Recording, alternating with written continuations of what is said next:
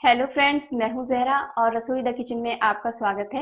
आज मैं आपके साथ शेयर करने जा रही हूं सैंडविच में यूज की जाने वाली हरी चटनी की रेसिपी। तो चलिए देखते हैं चटनी कैसे बनाते हैं। तो सबसे पहले हरी चटनी बनाने के लिए यहाँ मैंने एक हाथ भर के हरा धनिया लिया है, जिसको मैंने साफ धो लिया है। हरा धनिया अगर आप डंडियों के साथ पीसे, डंडियां बारीक है तो तभी आप इसको डंडी के साथ पीसे। अगर आपको लगे कि डंडियां थोड़ी मोटी है तो आप उसको निकाल दें।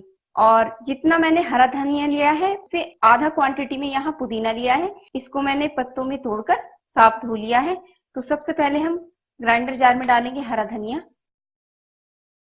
आप इस चटनी को सैंडविच में तो यूज कर ही सकते हैं और आप चाहें तो इसको किसी भी स्नैक के साथ सर्व कर सकते हैं। इसके बाद हम डालेंगे इसमें पुदीना और 4 यहाँ मैंने हरी मिर्च ली है। ये तीखी वाली हरी मिर्च है। अगर आप थोड़ा और तीखा पसंद करते हैं तो आप 5 से 6 हरी मिर्च भी यूज कर सकते हैं। 5 लहसुन की कलियां। अगर आप लहसुन नहीं खाते हैं तो आप इसको ना डालें। और यहाँ मैंने एक कच्चा आम लिया है, जिसको मैंने बारीक काट लिया है।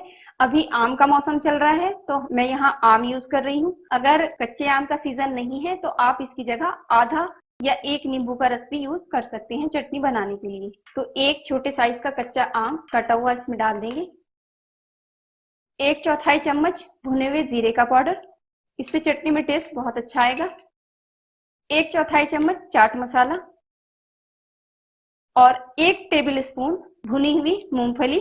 अगर आपके पास मूंगफली नहीं है तो आप इसकी जगह भुने हुए चना भी ले सकते हैं। मूंगफली डालने से चटनी में एक स्मूथनेस आएगी और जो चटनी को एक बहुत अच्छा टेस्ट भी देगी। 1/4 चम्मच सादा नमक, 1/4 चम्मच काला नमक। नमक आप अपने स्वाद के अनुसार भी डाल सकते हैं। और अब इसमें मैं डालूंगी थोड़ा सा पानी। और यहाँ चटनी पीसने के लिए मैं बिल्कुल ठंडा पानी यूज कर रही हूँ। यहाँ मैंने फ्रिज से पानी निकाला है और वही पानी मैं इसमें यूज करूंगी। ठंडा पानी डालने से चटनी का हरापन बना रहेगा, क्योंकि अगर हम इसमें नॉर्मल पानी यूज करेंगे तो जब हम मिक्सी चलाते हैं तो मिक्सी गर्म होने की वजह से चटनी का कलर थोड़ा चेंज हो जाता है। तो चटनी को ग्रीन रखने के लिए आप ठंडे पानी का यूज करें जब आप चटनी पीसें। तो थोड़ा सा पानी डाल के हम इसको पीस लेते हैं। और अगर हमें लगा कि पानी की और जरूरत है तो हम इसमें पानी और ऐड कर लेंगे। तो यहाँ मैं इसको बारीक पीस लेती हूँ।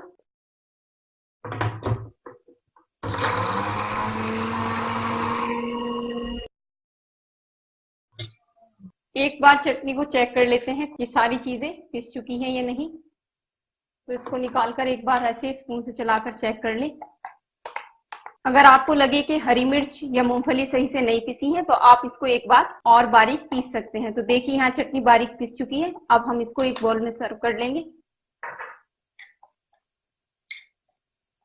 तो देखिए बिल्कुल बारीक चटनी पिस चुकी है और जैसी हमें हरी चटनी चाहिए थी, ठंडा पानी यूज करने की वजह से चटनी का रंग भी हरा बना हुआ है।